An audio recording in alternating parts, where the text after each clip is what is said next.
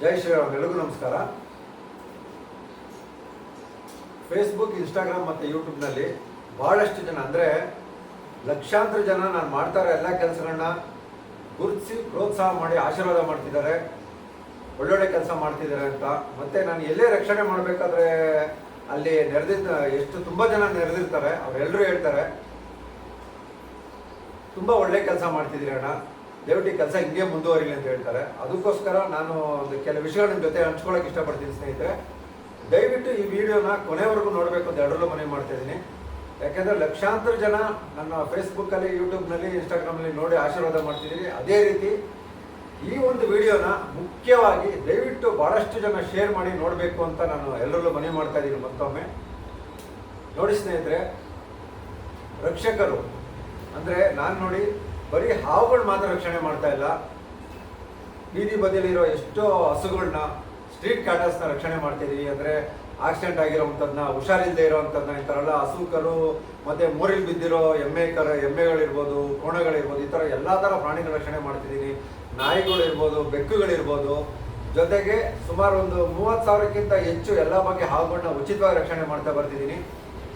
ಇಷ್ಟೆಲ್ಲ ರಕ್ಷಣೆ ಮಾಡ್ಕೊಂಡು ಬರ್ತಾ ಇದ್ರು ಕೆಲವು ಜನಗಳು, ಯಾಕೆಂದರೆ ಇವಾಗ ಚುನಾವಣೆ ಸಮೀಪ ಬರ್ತಾ ಇದೆ, ರಾಜ್ಯ ಸರ್ಕಾರದವರು ಅನೌನ್ಸ್ ಮಾಡಿದ್ದಾರೆ ಆಗಸ್ಟ್ 31ರೊಳಗೆ GBA ಚುನಾವಣೆ ಮಾಡಬೇಕು ಅಂತ. ನಾವು ಕೂಡ ನಮ್ಮ ತಲಗಟ್ಪುರ ವಾರ್ಡ್ಗೆ ಆಕಾಂಕ್ಷಿಗಳಾಗಿದ್ದೀವಿ. ನಾನು ಕೆಲಸ ಮಾಡಿ ಅವಕಾಶ ಕೇಳ್ತಾ ಇದ್ದೀನಿ ನಮ್ಮ ಪಕ್ಷದಲ್ಲಿ. ಗೊತ್ತಿಲ್ಲ, ಭಗವಂತನಿಗೆ ಗೊತ್ತು ಪಕ್ಷದಿಂದ ಅವಕಾಶ ಸಿಗುತ್ತೆ ಇಲ್ಲ ಅಂತ. ಯಾಕೆಂದರೆ ಕೇಂದ್ರದಲ್ಲಿ ಮೋದಿಜಿಯವರು ಕಷ್ಟಪಟ್ಟು ಕೆಲಸ ಮಾಡೋರನ್ನ ಗುರುತಿಸಿ ಅವಕಾಶ ಮಾಡಿಕೊಡ್ತಿದ್ದಾರೆ. ಅದೇ ರೀತಿ ನಮ್ಮ ರಾಜ್ಯ ಸರ್ಕಾರದಲ್ಲೂ ಒಂದು ಗುರುತಿಸಿ ನಮ್ಗೆ ಅವಕಾಶ ಮಾಡಿಕೊಡ್ತಾರೆ ಅಂತ ಬಲವಾದ ನಂಬಿಕೆ ಇಟ್ಕೊಂಡಿದ್ದೀನಿ. ನೋಡೋಣ. ಇನ್ನೊಂದು ಮುಖ್ಯ ವಿಷಯ ಏನು ಅಂತ ಹೇಳಿದ್ರೆ, ಖಂಡಿತ ಸುಮಾರು ಜನ ಈಗ ಕೇಳಿ, ನಮ್ಮ ವಾರ್ಡ್ ಸಂಬಂಧಪಟ್ಟಂಗಿರ್ಬೋದು, ನಮ್ಮ ಕ್ಷೇತ್ರ ಸಂಬಂಧಪಟ್ಟಂಗಿರ್ಬೋದು, ನನ್ನ ಕೆಲಸಗಳು ಬರೀ ನಾನು ಯಶವಂತಪುರ ಕ್ಷೇತ್ರಕ್ಕೆ ಅಂತ ಮಾಡ್ತಾ ಇಲ್ಲ. ಆಲ್ಮೋಸ್ಟ್ ನಮ್ಮ Bangalore south up to Kanakapura, Aravalli, Nagadevanahalli, ಆಮೇಲೆ ಈ ಕಡೆ ಹೊಸಕೆರಳ್ಳಿ ಇರ್ಬೋದು, ಜಯನಗರ, ಬನಶಂಕರಿ, ಈ ಭಾಗದಲ್ಲಿ ಎಲ್ಲ ಕಡೆ ಎಲ್ಲೇ ಹಾವುಗಳು ಬಂದರೂ ಹೋಗಿ ಉಚಿತವಾಗಿ ರಕ್ಷಣೆ ಮಾಡ್ಕೊಂಡು ಬರ್ತಾ ಇದ್ದೀನಿ. ಮಳೆ, ಗಾಳಿ, ಚಳಿ ಅಲ್ಲದೆ ಯಾವುದಕ್ಕೂ ಎದುರದೆ, ಯಾವ ಟೈಮಲ್ಲಿ ರಕ್ಷಣೆಗೆ ಅಂತ ಕರೆದ್ರೂ ಹೋಗಿ ರಕ್ಷಣೆ ಮಾಡ್ಕೊಂಡು ಬರ್ತಾ ಇದ್ದೀನಿ. ಇದೊಂದು ಸಮಾಜಮುಖಿ ಕೆಲಸಗಳು ಮಾಡ್ತಾ ಇದ್ದೀನಿ. ಮತ್ತು ಇದೆಲ್ಲ ತೋರ್ಕೊಳ್ಳೋಕ್ಕೋಸ್ಕರ ಕೆಲಸ ಮಾಡ್ತಾ ಇಲ್ಲ ಬಂಧುಗಳೇ. ನಮ್ಗಿರೋ ಒಂದು ಪ್ರಾಣಿ ಪಕ್ಷಿಗಳ ಮೇಲೆ ಇರೋ ಒಂದು ಪ್ರೀತಿ, ಆ ಭಾವನೆಗೋಸ್ಕರ ಕೆಲಸ ಮಾಡ್ತಾ ಇದ್ದೀವಿ. ಭೂಮಿ ಮೇಲೆ ಹುಟ್ಟಿದ ಮೇಲೆ ಏನಾದರೂ ಒಂದು ಸಾಧನೆ ಮಾಡಬೇಕು ಅನ್ನೋದಕ್ಕಿಂತ ನಾನು ಏನು ಕೊಟ್ಟೆ ಭೂಮಿ ತಾಯಿಗೆ ಅನ್ನೋದು ಇರಬೇಕು. ಅದಕ್ಕೋಸ್ಕರ ನಾವು ಕೆಲಸ ಮಾಡ್ತಾ ಇದ್ದೀವಿ. ಎಲ್ಲರೂ ಭೂಮಿ ಮೇಲೆ ಜನ್ಮ ತಾಳಿರ್ತೀರಿ, ಆಯಿತು, ಹುಟ್ಟಿದೆ ಬಂದೆ, ನಾನು, ನನ್ನ ಮಕ್ಕಳು, ನನ್ನ ಜೀವನ, ನಾವು ಹೊರಗಡೆ ದೇಶಕ್ಕೆ ಹೋದ್ವಿ, ಅದು ಮಾಡಿದೆ, ಇದು ಮಾಡಿದೆ, ಅದು ತೊಗೊಂಡೆ, ಕಾರು, ಬಂಗ್ಲೆ. ನೋಡಿ, ನಮ್ಗೆ ಯಾವುದೇ ರೀತಿ ಈ ಥರ ಕನಸಿಲ್ಲ. ನಮ್ಮ ಕೆಲಸ ಒಂದೇ, ಸಮಾಜಕ್ಕೆ ಒಂದು ಏನಾದರೂ ಒಂದು ಕೊಡುಗೆ ಕೊಡಬೇಕು. ಭೂಮಿ ತಾಯಿ ಮಡಿಲಲ್ಲಿ ಹುಟ್ಟಿದೀವಿ ಅಂದಮೇಲೆ ಅದು ಋಣ ತೀರಿಸೋ ಒಂದು ಕೆಲಸ ಮಾಡಬೇಕು. ಆ ಋಣ ತೀರಿಸೋ ಕೆಲಸ ಯಾವುದು ಅಂದರೆ ಪರಿಸರ, ಪ್ರಾಣಿ ಪಕ್ಷಿಗಳ ರಕ್ಷಣೆ ಮಾಡುವಂಥದ್ದು. ಅದಕ್ಕಿಂತ ಬೇರೆ ಏನೇನಿಲ್ಲ. ಯಾಕೆಂದರೆ ಪ್ರಕೃತಿ ನಮಗೆಲ್ಲ ಉಚಿತವಾಗಿ ಕೊಟ್ಟಿದೆ. ಆದರೂ ಮನುಷ್ಯ ಇವಾಗ ಏನು ಅಂತ ಹೇಳಿದ್ರೆ, ಆ ಉಚಿತವಾಗಿ ಕೊಟ್ಟಿರೋದೆಲ್ಲ ಬಿಟ್ಬಿಟ್ಟಿದ್ದಾನೆ, ಎಲ್ಲ ಕೆಮಿಕಲ್ಸ್. ಯಾಕೆಂದರೆ ಪ್ರತಿಯೊಂದೂ ರಾಸಾಯನಿಕವಾಗಿ ಬದಲಾಗ್ಬಿಟ್ಟಿದ್ದಾನೆ ಮನುಷ್ಯ. ಏನೇನು ತಗೊಂಡ್ರು ಎಲ್ಲ ಫ್ಯಾಷನ್ ಬೇಕು. ಭಗವಂತ ಎಲ್ಲ ಫ್ರೀಯಾಗಿ ಕೊಟ್ಟಿದ್ದಾನೆ, ನಾವು ಬದುಕಕ್ಕೆ ಏನೇನು ಬೇಕು ಎಲ್ಲ ಕೊಟ್ಟಿದ್ದಾನೆ. ಅಂದರೂ ಮನುಷ್ಯನಿಗೆ ಆಸೆ ಜಾಸ್ತಿ.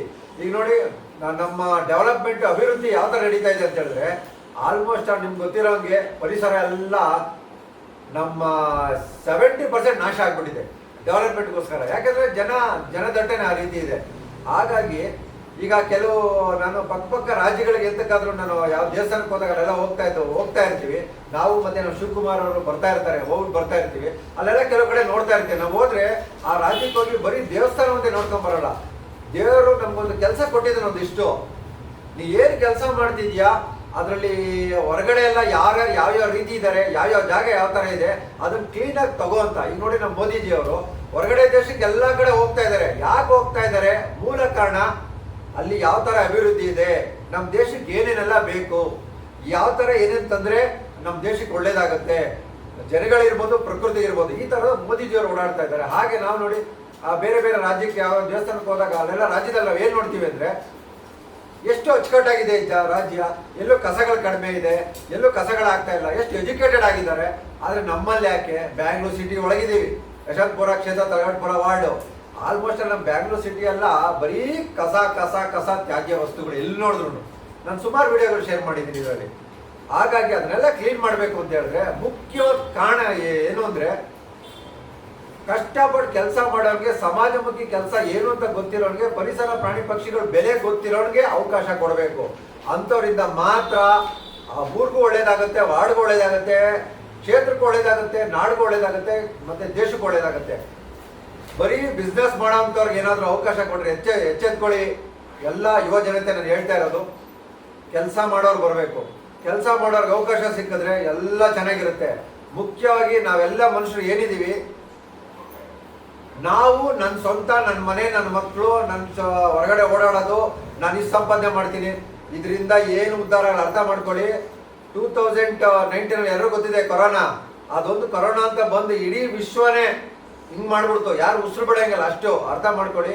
ಪ್ರಕೃತಿ ಚೆನ್ನಾಗಿದ್ರೆ ಎಲ್ಲರೂ ಚೆನ್ನಾಗಿರ್ತೀವಿ. ನಾವು ನಮ್ಮ ಸುತ್ತಮುತ್ತ ಪರಿಸರ ಚೆನ್ನಾಗಿರ್ಬೇಕು, ಪ್ರಾಣಿ ಪಕ್ಷಿಗಳು ಚೆನ್ನಾಗಿರ್ಬೇಕು, ಎಲ್ಲರೂ ಆರೋಗ್ಯವಾಗಿರ್ತೀರಿ, ನೈಸರ್ಗಿಕವಾಗಿ ಎಲ್ಲರೂ ಚೆನ್ನಾಗಿರ್ತೀರಿ. ಅವಾಗ ಆಟೋಮೆಟಿಕಲಿ ಕೆಮಿಕಲ್ ಎಲ್ಲ ಕಡಿಮೆ ಆಗುತ್ತೆ. ಅದನ್ನು ಪ್ರತಿಯೊಬ್ಬರು ಅರ್ಥ ಮಾಡ್ಕೋಬೇಕು. ನೋಡಿ, ನಾನು ಇಷ್ಟೆಲ್ಲ ಕೆಲಸ ಮಾಡಿ ಅವಕಾಶ ಕೇಳ್ತಾ ಇದ್ದೀನಿ ನಮ್ಮ BJP ಪಕ್ಷದಲ್ಲಿ. ಖಂಡಿತವಾಗಿ ನಮ್ಗೆ ಅವಕಾಶ ಕೊಡ್ತಾರೆ ಅಂತ ನಂಬಿಕೆ ಇಟ್ಕೊಂಡಿದ್ದೀನಿ. ಖಂಡಿತ ಅವಕಾಶ ಕೊಟ್ಟೇ ಕೊಡ್ತಾರೆ. ಮುಖ್ಯವಾಗಿ ನಾನು ಲಾಸ್ಟಲ್ಲಿ ಹೇಳೋದೇನು ಅಂತ ಹೇಳಿದ್ರೆ, ನಾವೆಲ್ಲರೂ ಏನಿದ್ದೀವಿ ಈಗ ನಮ್ಮ ಸುತ್ತಮುತ್ತ ಇರೋ ಪ್ರತಿಯೊಬ್ಬರು ನಮ್ಮದು ಏನು ಅಂದರೆ ಏನು ಮುಖ್ಯವಾಗಿ ಮಾಡಬೇಕಾಗಿರೋ ಕೆಲಸ ಏನು ಅಂತ ಹೇಳಿದ್ರೆ, ಈಗ ನಾನು ನೋಡಿ ರಕ್ಷಣೆ ಮಾಡಕ್ಕೆ ಹೋಗ್ತೀನಿ, ಇಲ್ಲಿ ಕಾಂಗ್ರೆಸ್ ಪಕ್ಷ ನಾನಲ್ಲಿ ಆವಿಡಿಬಾರ್ದು, ಇದು JDS ಪಕ್ಷ ನಾನು ಆವಿಡಬಾರ್ದು, ನಾನು BJP ಕಾರ್ಯಕರ್ತ, ಹಾಗಾಗಿ ನಾನು ಈ BJP ಎಲ್ಲೆಲ್ಲಿ ಫೋನ್ ಮಾಡ್ತಾರೋ ಅಲ್ಲೇ ಹೋಗಿ ಆವಿಡಬೇಕು ಅಂತಲ್ಲ. ನಾನು ಕಾಂಗ್ರೆಸ್ ಅವ್ರು ಫೋನ್ ಮಾಡಿದ್ರು ಹೋಗಿ ಆರಕ್ಷಣೆ ಮಾಡ್ಕೊಂಬರ್ತೀನಿ, JDS ಅವರು ಫೋನ್ ಮಾಡಿದ್ರು ಹೋಗಿ ಆರಕ್ಷಣೆ ಮಾಡ್ಕೊಂಬರ್ತೀನಿ, ನಮ್ಮ BJP ಪಕ್ಷದವ್ರು ಕರೆದ್ರು ಹೋಗಿ ಆರಕ್ಷಣೆ ಮಾಡ್ಕೊಂಬರ್ತೀನಿ.